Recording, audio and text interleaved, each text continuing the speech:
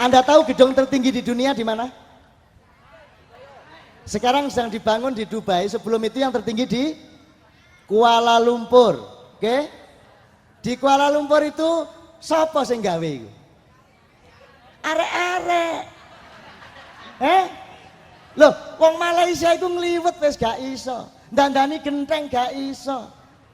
Gawe kopi ku arek kene. Gawe teh tarik ya arek kene. Tukang kayu, tukang batu arek kene kabeh. Gitu loh. Itu bener, yang bikin gedung tinggi itu kita.